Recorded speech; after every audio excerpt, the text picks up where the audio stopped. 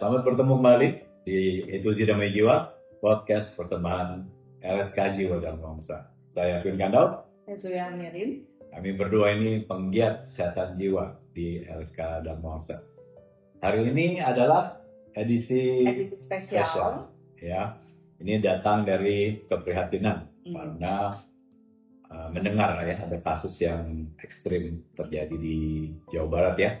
Dan kami kira ini perlu cepat dibahas agar masyarakat bisa lebih mengerti dan mudah-mudahan tidak sampai ada korban-korban berikutnya ya.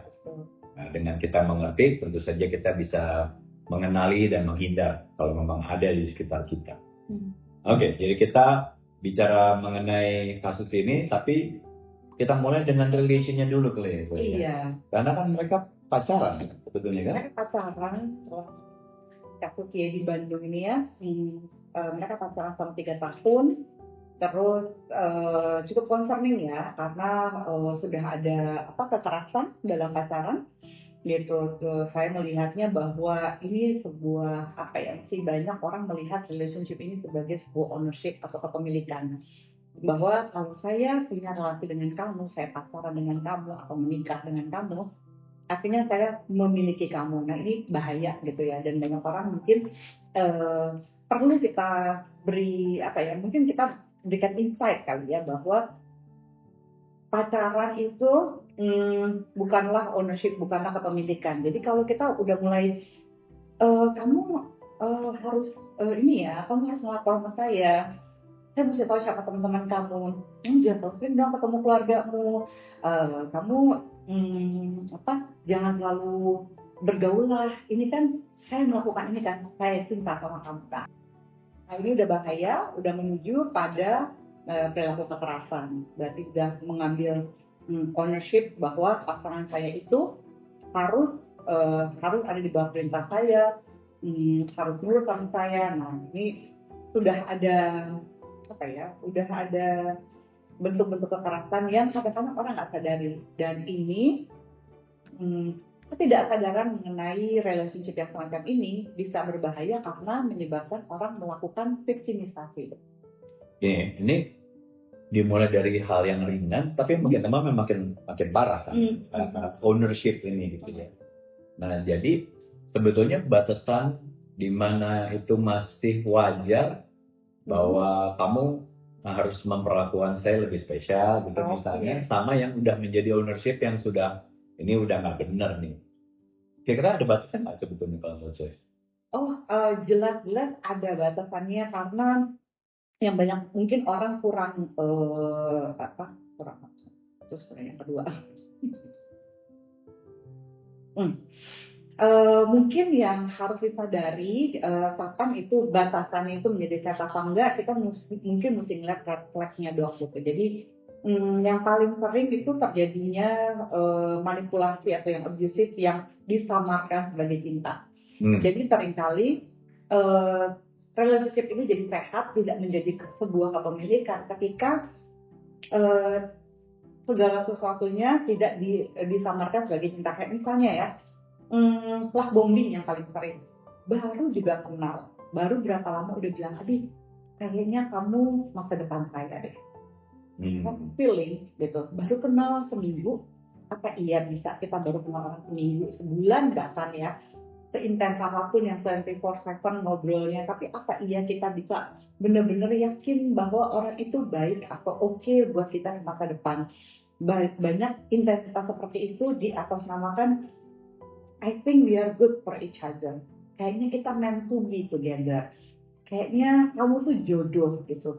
Aku kepengen banget sama kamu 24 jam sehari, dan itu secara intensitas dipaksakan untuk bisa terus bersama-sama. Nah intensitas kayak gini jangan tersamarkan bahwa ini adalah bentuk cinta.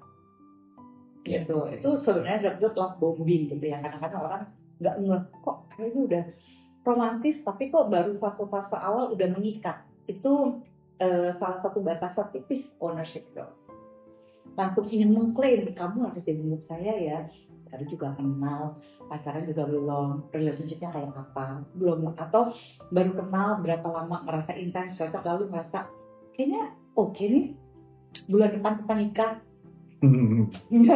Banyak yang merasa kayak, wow, segitu spesialnya gue sampai dia masih diajak nikah. Bisa jadi itu love bombing loh, Dok. Ya. Ada lagi tanda lain selain itu? Pelan-pelan mengisolasi gitu ya. Misalnya mulai dari, aduh aku tuh sebenarnya nggak suka loh kalau main sama dia. Dia kayaknya orangnya nggak baik deh, kerjaannya nggak benar, perilakunya seperti ini. Atau aku tuh sebenarnya cemburu deh kalau kamu terlalu dekat sama keluargamu, apa-apa keluargamu. Masa sih nanti aku disuruh milih antara aku sama keluargamu? Ya kan? Terus makin lama kamu sadar, kok aku makin jarang nongkrong sama teman-temanku ya. Ada aja alasan yang dia kasih ketika lagi mau nongkrong sama teman-teman. Terus yang juga sering menjadi menjadi kontrol adalah gaslighting gitu ya. Jadi kamu itu dibuat kamu ragu terhadap pikiran dan perasaanmu. Jadi setiap misalnya dia bilang gini, ya ampun ya, nggak usah lah, nggak usah marah lah, cuma bercanda. Ngeselin. Kayaknya atau nggak dibilang gini, kamu tuh lebay banget, dia tuh cuma teman biasa, aku tuh nggak ada apa-apa sama dia. Kenapa sih kamu selalu menyalahartikan apa yang aku ungkapkan sampai akhirnya kamu jadi bingung, ini sebenarnya salah aku apa dia ya? Sebenarnya salah aku apa dia sih gitu. Ya. Oke, kalau saya mau mencoba menyimpulkan, sebenarnya gini, kalau simpelnya aja ya, kan ini misalnya ini laki-laki, ini perempuan, ya, dia punya eksistensi jadi dirinya sendiri sebagai laki-laki, yang ini punya eksistensi sebagai perempuan. Ya. Nah, terus kemudian pada saat mereka relation itu kan ada eksistensi tambahan. Saya sebagai pasangan kamu dan kamu juga sebagai pasangan saya, kan gitu kan? Betul. Nah, yang sudah mulai bahaya itu kalau kamu sebagai pasangan saya itu menjadi lebih penting dibanding kamunya sendiri. Jadi kamunya hilang dan kamu hanya menjadi pasangan saya aja, gitu kan? Iya, betul. Sebetulnya pada saat seperti itu ya artinya pelan-pelan kamu hanya menjadi milik saya.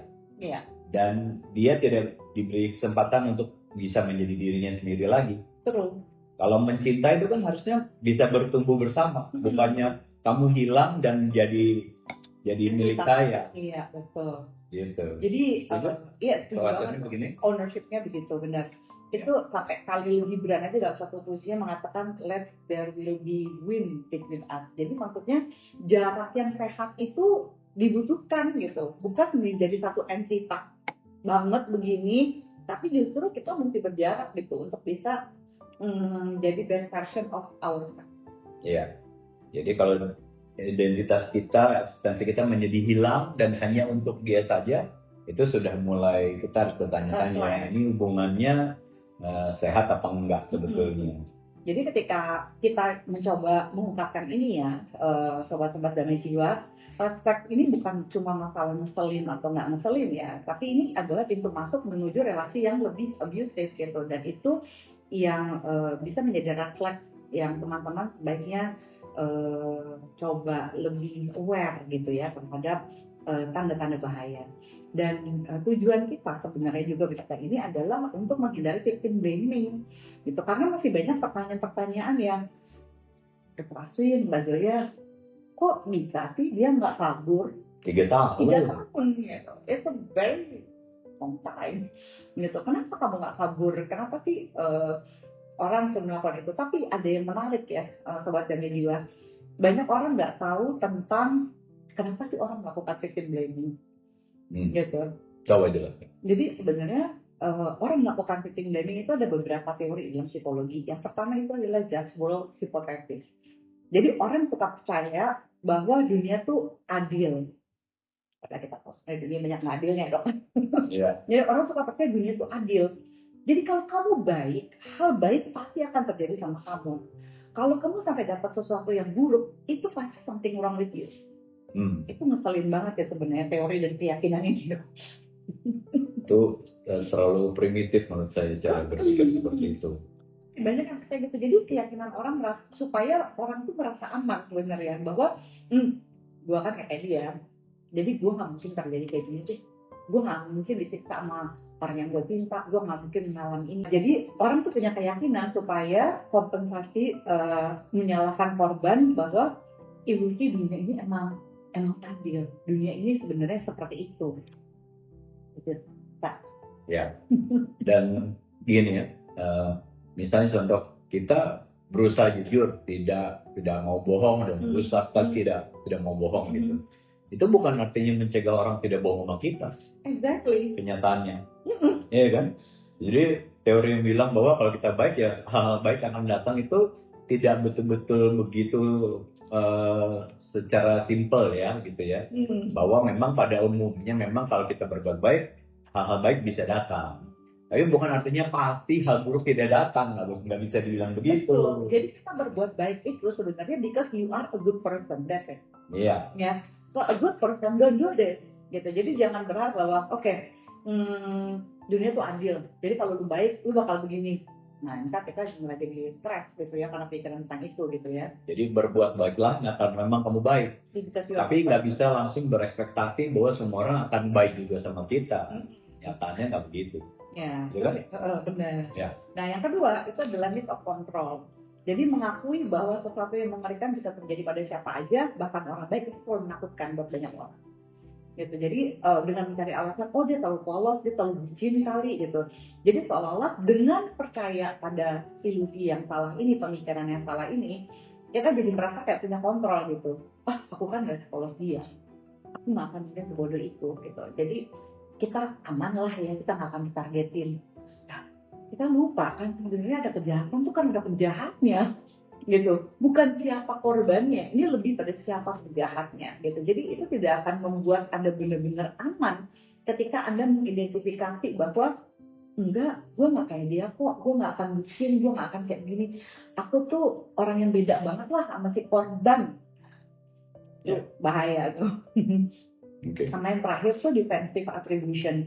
Jadi saat korban tuh mirip dengan kita, misalnya nih ya, saya kan sama-sama perempuan, saya punya pasangan, sama-sama aktif di sosial media. Malah kebanyakan orang seperti ini makin kuat menyalahkan karena kalau secara nggak sadar kita kayak mengakui, aduh bisa jadi aku nih, dia tuh bisa jadi aku ya. Kecemasan jadi naik sehingga otak memilih untuk nggak beda kok, pasti dia ada kurang hati-hatinya. Makanya ada orang yang nyalahin pakaian lah, nyalahin apalah gitu ya. Udah pakai hijab juga tetap salah lah, inilah itulah, pokoknya ada aja. Itu sebenarnya adalah bentuk mekanisme pertahanan dia. Ya, oke. Dan ya ini kan hubungannya sebetulnya udah panjang ya, 3 tahun. Nah, jadi sebetulnya ini juga bukan baru sebentar ini aja. Saya kira secara riwayat juga dia udah menunjukkan perilaku yang arahnya pada abusing kan sebetulnya kan, gitu ya. Jadi sebenarnya harusnya orang tuh berpikirnya gini ya, 3 tahun aja dia sampai nggak berani ada apa ya, gitu. Apa yang dilakukan sama tersangka atau si pelaku sampai membuat korban mati gaya 3 tahun. Itu yang jarang benar-benar dipikirkan sama orang. What happened? Ya itu menarik ya sebetulnya. Kalau kita mau bayangkan, bisa saja memang si pelaku ini memang betul-betul bisa memanipulasi pikiran korbannya sebetulnya untuk si korban itu nggak punya, seakan-akan tidak punya pilihan kecuali patuh dan nurut aja dengan semua yang dia lakukan gitu ya. Itu hebatnya si pelaku sebetulnya. Berarti kemungkinan gitu ya, pada banyak kasus ya, bukan cuma kasus ini aja, itu ada coercive control kan. Jadi ada isolasi. Bayangkan kalau dia bilang, aduh aku cemburu kamu sering ketemu sama keluargamu, jadi nggak ada hubungan lagi sama keluarga. Kamu kok sering banget ketemu sama teman-teman kamu, emang apa sih yang kamu nggak bisa ceritain ke aku yang bisa kamu ceritain ke teman kamu? Isolasi lagi, ya kan? Terus dari itu yang paling sering adalah korban tuh, kebanyakan korban gitu ya, yang pernah minimal yang kasus yang pernah saya dampingi itu sampai sering banget direndahin dok, sampai kehilangan kemampuan untuk melarikan diri gitu. Jadi kayak, ya kamu sih kayak gini aja nggak bisa, mana ada orang lain yang bisa sayang sama kamu kayak aku. Ada nggak orang yang mau sama orang yang kayak gini? Kamu sih. Nah itu kan membuat kita tuh jadi bayangkan 3 tahun gitu terus kan. Ada yang nancep juga di kepala. Dia nyangkut juga kan, gue merasa kayak, berat sekali nih. Belum lagi trauma bonding, waduh. Gimana itu coba? Ada kekerasan, minta maaf, honeymoon period, dipukulin lagi atau diinin lagi. Ulang terus.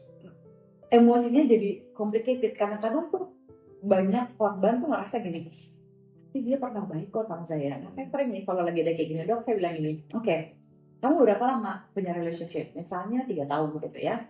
Dari 3 tahun itu, sebutkan sama saya minta 1 minggu aja atau 1 bulan di mana dia benar-benar baik tanpa drama. Apa bilang, oh aku tuh benar sayang sama kamu, aku tuh begini, pokoknya enggak drama. Kapan? Tadi ingat, aduh 1 hari, oke, lumayan. Oke, satu bulan nggak ada. 1 minggu nggak ada. 1 hari ada sih Mbak Zoya, 1-2 hari. Oke, 365 hari kali 3, dia baiknya cuma berapa? 5 hari, 10 hari. Worth it nggak? Nah kalau kayak gitu orang biasanya baru mikir, dok. Oh, iya ya. Berhitung ya sebetulnya. Baru berhitung bahwa secara bandwidth emosi gue pantesan habis ya. Karena selama ini gue berharap pada 10 hari dari 300, 600, 900 sekian hari, dari 1000 hari, gue cuma berharap di 10 hari ini. Baru oh itu pancingannya, dikasih breadcrumbs kan, dikasih dikit-dikit supaya dia takut. Atau kadang-kadang dikasih rasa takut yang ancaman yang sangat nyata. Misalnya, sampai kamu macam-macam, aku foto ya, kamu lagi belajar, kamu lagi mandi, aku sebar ya di sosial media. Yeah. Aku kirim ya ke tempat kerjamu kalau kamu besok pergi kerja. Kalau kamu ngadu, aku akan ngaduin ke orang tuamu ya, kamu pernah begini sama aku. Wah, itu ancamannya nyata, bahkan nyawa kan. Ya. Nah, dengan kita mengerti hal-hal seperti ini, jadi sebaiknya kita juga jangan begitu mudahnya beranggapan bahwa ini ada peran korbannya juga nih gitu ya. Jadi kita nggak pernah benar-benar mengerti apa yang mereka lalui sebetulnya gitu. Jadi oleh karenanya kalau kita yang sebagai pendengar gitu, the least yang kita bisa lakukan adalah ya don't judge gitu ya sebetulnya buat korbannya ya maksud saya ya kan? Iya benar. Nah, kadang-kadang ucapan kita hanya hal harusnya tuh jangan begitu gitu, itu bisa menyakiti hati korban loh sebetulnya. Kalau gue sih gue udah begini aja. Ya. Boleh nggak jangan hakimi aja. Ya mari kita bisa belajar berempati dan peka bahwa orang yang lagi jadi korban tuh memang harus disupport harusnya. Jangan terus malah dihakimi ya gitu ya. Ya. Jadi kira-kira gimana kalau kita mesti menunjukkan empati? Kalau menurut saya pada korban-korban at least apa aja yang hal simpel aja lah gitu. Paling simpel seenggaknya kita bisa geser daripada bertanya kenapa sih korban nggak pergi, seberapa mengerikan ya situasinya sampai dia nggak bisa ngeliat pintu keluar. Kita coba ngeliat dari sisi itu. Yeah. Sama apa yang bisa kita lakukan supaya gitu ya orang-orang yang saat ini sedang terjebak itu bisa punya akses untuk meminta bantuan. Karena kalau kita sulit percaya, biasanya dimintain bantuan juga enggak. Saya ingat tuh waktu lagi buku dari Broken String itu keluar, ada salah satu bagian dari buku itu yang si penulisnya mengatakan, kami sudah minta bantuan, tapi banyak yang nggak percaya. Itu sedih banget ya dok. Sampai keluar buku ini baru semua orang ribut gitu. Nah, seperti kejadian ini, jangan sampai ya kita jadi enabler karena melihat, aduh kayaknya si pelaku tuh tampangnya baik, atau karena udahlah kalau saya dilapor diselesaikan kekeluargaan aja. Hati-hati gitu. Jadi kita justru harus memastikan dengerin si terduga korban dulu. Oke ya, masih terduga korban gak apa, tapi kita coba dengerin dulu apa yang bisa kita bantu, apa yang kira-kira dia butuhkan, kira-kira kayak gitu sehingga kita nggak tahu ya dia sebenarnya sedang dealing sama siapa nih gitu. Siapa tahu dia sedang dealing sama seorang narsistis, seorang psikopat, atau seorang antisosial SPD, antisocial personality disorder, kita nggak pernah tahu gitu. Jadi ketika ada terduga korban, coba dengerin gitu. Ya, oke. So tadi kita bicara dari sisi korban.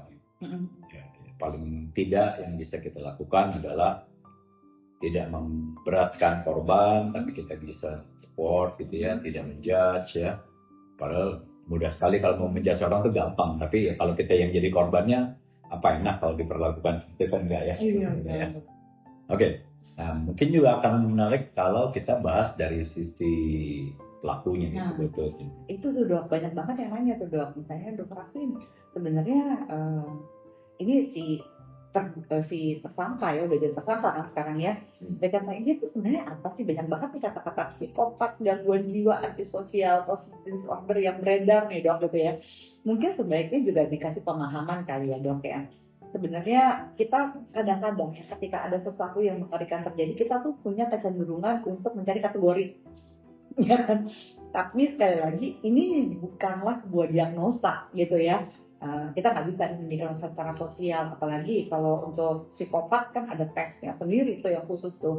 Nah tapi kira-kira ya, meskipun disclaimer dulu ya, Kak Dr. Asin dan saya tidak melakukan diagnosa lewat berita dan medsos ya, which is we cannot do that. Jadi ini kita akan melakukan semacam edukasi gitu, edukasi mengenai apa sih itu, karena banyak istilah-istilah di luar gitu yang mengenai psikopat lah, antisosial gitu lah, dia dijelaskan sama Dokter Asin, tapi sekali lagi ini bukanlah sebuah bentuk diagnosa gitu ya.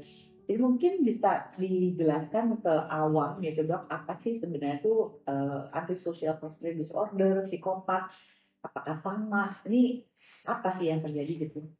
Ya, jadi gini ya. Kita memang belum periksa si pelaku ya, dan belum tentu juga kita punya kesempatan periksa. Tapi ada beberapa fakta-fakta dalam kasus ini kita bisa ambil yang ini tidak tersangkakan. Memang itu data itu, fakta itu sudah ada. Pertama adalah ada cedera yang luar biasa. Iya. Ya, kalau dilihat. Butik bibirnya itu. Ya, yang ngeri-ngeri itu kan katanya matanya sampai buta ya. Saya tidak tahu bagaimana cara dibutakannya itu mata, tapi sampai buta. Ada berita juga bahwa bibir atasnya itu digunting apa dipotong gitu, kira-kira ya. Terus kita juga bisa dari foto-foto yang ada itu mukanya sampai sudah tidak bisa dikenali lagi. Kalau menurut saya ada fotonya yang dia masih bagus sama yang sudah dicederai gitu. Wah, itu bukan pukulan, bukan tamparan itu. Itu betul-betul pukulan dengan kekerasan yang hebat gitu ya. Terus saya dengar juga mungkin ada bekas-bekas tuntutan ya. Terus ada juga yang memperhatikan katanya kemungkinan ada cedera-cedera lainnya juga. Jadi dengan cedera magnitude cedera yang seperti ini, saya kira nggak bisa dibilang ini nggak sengaja. Iya. Nggak mungkin, ya. Nggak bisa dibilang ini cuma kilaf. Kilaf itu kan sekali kilaf gitu. Kalau ini mah berkilaf-kilaf jadinya gitu ya. Nggak masuk akal kalau dibilang bahwa ini kilaf. Jadi saya rasa nanti penegak hukum juga jangan menelan ucapan bahwa saya kilaf, itu enggak, sama sekali nggak masuk logika di kasus ini ya. Dan memang itu ditujukan untuk mencederai gitu. Intentional banget ya. Ini orang yang nggak bisa punya belas kasih lagi. Mata itu kan salah satu organ yang paling penting dalam hidup manusia sebetulnya. Kalau dia bisa bikin orang ini buta dan itu intentional, itu artinya bisa kebayang nggak seberapa jahatnya. Ya, bukan hanya sekedar kelepasan, tapi emang itu untuk menyiksa dan menyakiti gitu. Terus bibir dipotong itu kan pembungkaman tingkat dewa tuh. Iya, itu terus dibikin juga jadi dia memang nggak punya membela diri. Bukan membela diri kalau menurut saya, tapi lebih pada dia nggak bisa punya hati untuk ketemu orang. Itu mempermalukan dia betul-betul secara fisik, yang membuat dia juga malu kalau harus ketemu orang. Gitu. Itu kan cacat permanen yang di depan muka nih gitu. Tuh nggak beda jauh sama orang yang disiram air keras di mukanya juga kan. Itu kan pesan yang kuat untuk menghancurkan wajahnya, dan dia nggak punya nyali untuk ketemu orang akhirnya, gitu ya. Dan perilaku disundut berulang-ulang ya itu udah menyatakan bahwa emang ini bukan sekedar sekali dua kali, itu udah berulang gitu. Dari sisi cederanya aja kita udah bisa lihat bahwa ini mengerikan. Makanya kenapa kasus ini menjadi perhatian yang sangat dapat perhatian yang sangat kuat gitu. Memang karena level cederanya ini luar biasa. Ya. Dan yang kedua yang nggak bisa disangkal juga bahwa ini peristiwa ini penyiksaan ini berlangsung lama.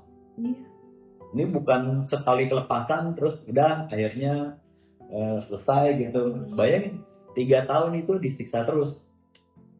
Itu kebayang kan si pelaku itu berarti ada eskalasi juga ya dok ya? Iya, ada eskalasi dan berarti emang dia itu intentionally banget gitu, memang mau menyakiti dan membuat orang ini menderita luar biasa. Itu bisa kebayang juga seberapa jahatnya hatinya sebetulnya ya. Dan kalau emang ini berulang-ulang terus lama dan berulang kan berarti kan ya, betul. Ya itu artinya dia menikmati si pelakunya, bukan kelepasan. Jadi ini sama sekali nggak bisa nanti strategi pembelaannya adalah kilaf, emosi sesaat, itu saya kira nggak bisa. Saya rasa orang yang wajar, yang tidak punya gangguan, nggak akan punya kekuatan untuk melakukan kejahatan dengan tingkat yang seperti ini, gitu ya. Dengan melihat dari cederanya, lamanya, gitu, saya rasa nggak ada yang bisa melakukan itu kecuali memang dia punya gangguan tertentu. Dalam DSM ya, kami kebetulan ada DSM itu sebagai buku diagnostik kami ya, istilahnya primbon kami lah gitu. Itu di DSM yang kelima itu ada ASPD kan itu kayak antisocial personality disorder gitu. Sementara kalau psikopat itu kan tidak ada di dalam DSM gitu, itu lebih pada istilah forensik kayaknya, kayak forensik klinis gitu ya. Tapi sebenarnya ciri-cirinya kok kayaknya hampir sama gitu. Mungkin bisa dijelaskan gitu, apa sih itu apa sih ASPD, bagaimana bisa sampai orang lebih sering menyebutnya sebagai psikopat gitu. Apakah ini ada kesamaan, perbedaannya sih seperti apa ya dok untuk mengedukasi? Ya, jadi kalau yang dikatakan antisocial personality disorder itu adalah orang yang kepribadiannya itu anti terhadap hal-hal yang ada di sosial. Super sosial gitu ya. Jadi contohnya begini, misalnya di situasi setting sosial itu kan untuk banyak orang bisa hidup bersama dan tertib itu harus ada aturan. Ya, gitu. betul. Nah, orang yang memang wajar, normal biasanya cenderung untuk bisa mengikuti aturan. Kalau dia diajarin, maka dia akan mengikuti aturan. Nah, orang dengan antisocial personality disorder ini tidak merasa bahwa hukum itu ada gunanya.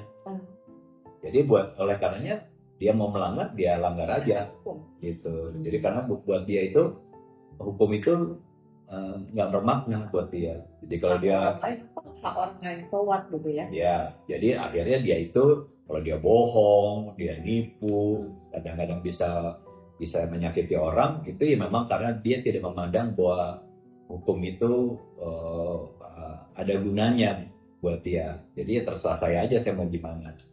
Ini banyak sebetulnya gitu ya, dan muncul dari kadar yang paling ringan sampai yang cukup berat ya.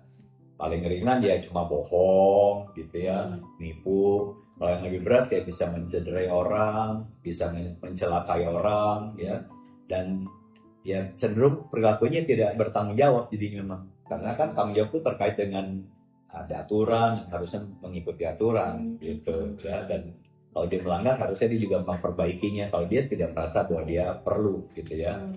Dia juga tidak terlalu menunjukkan rasa bersalah, tapi bukannya sama sekali tidak. Tapi dia tidak mudah merasa bersalah gitu ya, jarang dia merasa bersalah, mengaku salah tuh jarang ya. Nah itu yang disebut dengan antisocial personality disorder. Nah ternyata tapi ada juga yang namanya psychopath. Psikopat ini memang tidak ada entitas diagnosisnya, tapi memang itu pelabelan pelabelan psikopat ini itu untuk menunjukkan tingkat yang lebih berat dan lebih parah daripada antisocial personality disorder. Jadi kalau misalnya dianggap spektrum, ini antisocial personality disorder dan lain-lain, makin lama makin berat. Yang paling ujungnya yang sudah paling beratnya, yang itulah yang akhirnya dianggap psikopat. Mungkin kayak film Joker ya, dok? Ya, itu mungkin salah satu cirinya ya. Kenapa kamu melakukan ini? Because I can. Ya. Nah, jadi antisocial itu menunjukkan traits yang lebih ekstrim dan kok cenderung begitu terus. Kalau kita hanya ketemu, kita tahu oh ini sebetulnya psikopat gitu ya. Jadi orang psikopat tuh secara mendasar tuh begini. Dia tidak punya hati nurani. Yeah. Jadi kalau tidak punya hati nurani itu artinya dia nggak punya rasa bersalah. Dia nyakitin orang itu dia tidak merasa salah. Gitu. Ya. Nah, kemudian dia tidak bisa merasa menyesal. Ya. Kemudian juga nggak bisa empati. Kalau orang kita nyakitin orang itu kan, kalau orang yang menderita kita ngerasa bahwa aduh kok saya begini gitu. Nah mereka nggak punya nih gitu ya, nggak punya rasa penyesalan, nggak punya rasa bersalah. Jadi ya bagaimana diharapkan dia bisa berbuat yang baik. Dia bahkan kalau menurut saya tuh bukan hanya nggak bisa berbuat baik, memang jahat, dari sananya itu jahat gitu. Banyak yang punya riwayat ada gen dari kecilnya suka nyiksa binatang. Itu nyiksa binatang gitu, dan dia menikmatinya. Menikmati the torture gitu. Ya gitu ya. Dan biasanya juga mereka itu emosinya itu nggak bisa hidup, shallow aja gitu. Jadi kalau ngelihat ada orang yang menderita ya karena nggak punya empati ya lempeng aja gitu ya. Buat dia tuh semua itu hanya untuk kepentingan saya. Kalau saya mau harus berbuat jahat untuk saya bisa diuntungkan, oh dengan begitu mudahnya, gitu, tidak pakai perasa bersalah lagi, nggak, bahkan apalagi mikir aturan. Orang hati nurani aja nggak punya. I do it because I can. Iya, gitu ya. Dan ya, sama suruh udah lewat depan saya. Iya, begitu aja. Just like that. Ya, gitu ya. Dan mereka adalah manipulator ulung. Jadi film-film sok belum. Iya. Tahun umur nggak sih? Ya, manipulator ulung. Dan buat mereka tuh bohong itu just to serve the purpose saja, hanya untuk mencapai tujuan aja. Itu nggak salah, bohong itu nggak salah. Iya, nggak salah. Gitu.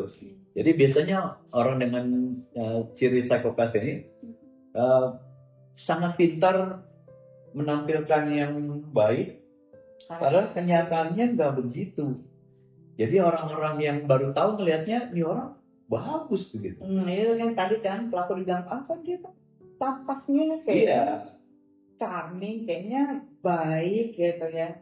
Banyak makan film-film sinetron zaman dulu kali itu. Yang ngerti itu adalah orang-orang terdekatnya atau yang korban-korbannya sebetulnya.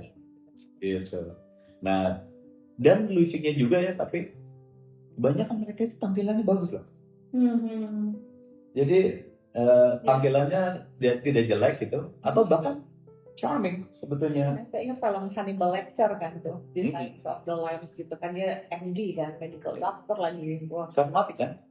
Karismatik banget tuh. Jadi tuh ya kita jangan bandingin sama Joker ya. Joker kan memang begitu tampangnya, tapi kalau Hannibal Lecter di Silence of the Lambs kan dengan tenang dia membedah kepalanya korbannya, terus otaknya di gitu, terus santai aja gitu dia ngomongnya kayak ya udah gitu, I just eat the brain of korban aku gitu. Nah, memang jadi orang dengan trait seperti ini yang saya bilang juga jahat dari tangannya, ya di mana dia berada, dia akan leave trails of destruction, kehancuran di mana-mana gitu ya. Ini juga yang menyebabkan kita nggak bisa main asal baca berita lalu kita mendiagnosa gitu ya kalau damai jiwa. Kenapa kita perlu menggali masa lalunya? Kayaknya ini kalau memang dia ada psikopat ataupun ASPD gitu ya, spektrum ini pasti dari masa remajanya itu udah ada problem-problem seperti itu, penyiksaan binatang dan sebagainya, itu udah ada gitu. Jadi nggak bisa tiba-tiba oh ini dia nih psikopat nih, dia ini nih gitu ya, nggak bisa ya. Jadi memang ini trait seperti ini yang menandakan bahwa seseorang itu punya kecenderungan ke arah psikopat ya. Jadi ya dari kasus yang tadi ya itu ada hal-hal yang menyerupai ini sebetulnya ya, bahwa dia senang menyakiti, tidak bisa berempati, manusia dianggap hanya sebagai alat buat dia yang tidak punya perasaan, tidak punya rasa nyeri mungkin gitu, dia tidak peduli itu gitu ya. Nah jadi memang hal seperti ini nih kita harus mengerti dulu, baca bahwa ini ada orang-orang yang punya kecenderungan seperti ini, dan mungkin suatu saat kalau pernah menemui, pelan-pelan nanti akan mulai ngerti, oh ini nih yang waktu itu dibahas sebagai psikopat. Kenapa ini kita ajarkan di sini? Nah, karena kalau masyarakat ngerti, mereka cepat mengenali dan mereka jadi bisa menjaga jarak dan tidak termakan oleh charm dan perilakunya, kebohongannya dia itu. Ini perilaku si pelaku ini gitu ya. Dan harapannya korbannya tidak perlu banyak-banyak. Gitu. Jadi ya kami berharap dengan kami buat ini tidak perlu ada korban-korban berikutnya, walaupun ya harapan seperti itu agak terlalu naik juga sih sebetulnya, tapi at least orang jadi lebih ngerti. Iya. Sama juga ini Dok, banyak orang tuh, saya tuh suka deg-degan ya kalau lagi baca berita, karena banyak orang yang cepat banget memberikan diagnosis gangguan jiwa. Wah ini pasti orang gila nih, maaf ya gitu, risih bener ngomong gila, orang gila nih, orang sakit jiwa nih, orang ini nih itu. Padahal itu juga akan berhubungan dengan hukum ya, ketika kita membahas mengenai sakit jiwa gitu. Jadi jangan lupa ya sobat damai jiwa, diagnosis itu bukanlah tanda bebas dari tanggung jawab dan pidana. Gitu. Dan ini penting banget. Jadi diagnosis gangguan kepribadian itu sekali lagi bukan jalan ninja untuk bisa lepas dari penjara ya. Gitu. Jadi gangguan kepribadian seperti ASPD atau Antisocial Personality Disorder tuh nggak otomatis orang itu nggak tahu mana benar salah, gitu kan ya Dok ya? Jadi dia bukan orang yang nggak mampu mengendalikan diri loh gitu. Jadi ada banyak kasus dengan gangguan kepribadian tuh, satu yang lupa mereka tuh ngerti konsekuensi. Gitu. Iya memang dia jahat seperti yang Dr. Aswin bilang tadi, Dr. Aswin jelaskan, nggak sulit berempati gitu. Dia tahu rasa sakit, dia paham itu bisa membuat rasa sakit pada orang tersebut, tapi dia lakukan anyway. Itu. Jadi dalam merencanakan, dia tuh bisa aja menyembunyikan jejak gitu. Dan masalah yang paling penting di sini adalah dia memilih untuk melakukan kejahatan itu. Jadi itu yang bisa menjadi semacam pertimbangan pidana biasanya. Jadi kalau misalnya media gitu ya ingin mengutip, misalnya kita mengutip nih Dr. Aswin dan Mbak Zoya nih di podcast Damai Jiwa, silakan teman-teman media gitu. Tapi ini sekali lagi bukanlah diagnosis, tapi ini adalah cara kami mengedukasi gitu supaya paham, jangan main bilang gangguan jiwa lalu dia lepas. Jangan lupa Indonesia itu tidak punya penjara rehabilitasi, itu adanya cuma buat yang narkoba aja gitu ya. Itu kamu boleh pilih penjara atau rehabilitasi, itu baru sebatas narkoba. Tapi untuk masalah-masalah kejiwaan tuh ada. Dan kadang-kadang kalau ini dijadikan jalan ninja pasti problematik. Mungkin kalau kita ingat zaman dulu banget, kalau dokter masih ingat ada kasus yang sampai makan jarinya orang atau segala macam itu, buat saya itu paling lucu sih dok, dia di penjara. Karena dia keluar dari penjara kan dia masih seingat ini, kalau saya tidak salah ya, kalau masalah itu dia katanya skizofrenia dia. Kan di penjara dan tidak diobati, direhabilitasi, dia keluar tetap akan gitu kan dok. Jadi sebenarnya ya kayak gini-gini lah kurang menurut saya bukan ini hukum, saya bukan ahli hukum, cuma saya merasa sebagai kami yang bergerak di kesehatan jiwa kayak gitu kan nggak bisa disembuhkan gitu, harusnya perlu penanganan rehabilitasi yang lebih komprehensif gitu ya. Jadi pertimbangan hukumnya dia nggak bisa lepas dari tanggung jawab. Jadi ketika seseorang itu nggak mampu memahami realitas gitu ya, itu baru gitu ya hukumannya berbeda. Tapi ini kan beda dengan orang yang tidak mampu mengontrol perilakunya karena gangguan jiwa berat tertentu, itu adalah level yang berbeda. Jadi kalau nantinya pemeriksaan menemukan gangguan kepribadian pada pelaku, itu bukan alasan oh kasihan jangan dipenjara, bukan gitu. Itu lebih pada bagaimana merancang intervensi atau assessment resiko kekambuhan, dan butuh pengawasan di masa depan. Karena dia mampu melakukan kejahatan, ya kejahatan tetap adalah kejahatan, apalagi intensional selama sekian lama gitu ya. Ya jadi kan kalau mau dibikin simpelnya adalah kalau orang ada gangguan jiwa berat yang tidak bisa menilai realitas. Jadi contohnya misalnya begini, dia melihat seorang di depan dia, terus dia melihat ini orang ini pegang senjata, padahal nyatanya enggak. Dan dia merasa dia melihat bahwa dia akan diserang. Ya, jadi kalau dia menyerang itu didasarkan oleh apa yang dia persepsikan. Ya, walaupun itu mungkin halusinasi. Nah, itu yang hal seperti itu biasanya masih dipertimbangkan bahwa ini bukan sesuatu yang simple gitu ya. Jadi memang ini gangguan jiwa berat. Dalam kasus ini kan menarik. Dia menganiaya dengan keji untuk waktu yang lama. Ya, berarti memang ini ada niatannya, gitu, bukan didasarkan oleh halusinasi misalnya begitu, ya. Dan dia menikmatinya juga, gitu. Kalau nggak menikmati, masa sekian lama dia lakukan itu terus, berarti memang dia menikmatinya. Dia senang menyakiti itu, melakukan penganiayaan dan melihat penderitaan itu dia menikmatinya kelihatannya, makanya bisa berlangsung lama, gitu. Dan perhatikan juga, begitu kasus ini viral, dia kabur. Kalau dia kabur, artinya dia menyadari bahwa ini berbahaya buat dia, gitu. Kalau orang yang gangguan jiwa berat, ya habis mencelakai orang, ya dia biasa aja, gitu. Ya, ini kan jelas dia tahu bahwa ini akan ada konsekuensinya sama dia yang berat, sehingga dia kabur. Ya kalau kayak gitu ya artinya dia menyadari apa yang dia kerjakan. Makanya dia tahu bahwa dia harus menanggung konsekuensinya, makanya dia lari. Nah, yang fakta-fakta seperti ini bisa menjadi patokan sebetulnya bahwa ini bukan gangguan jiwa berat yang bisa lolos dari hukum sebetulnya, gitu ya.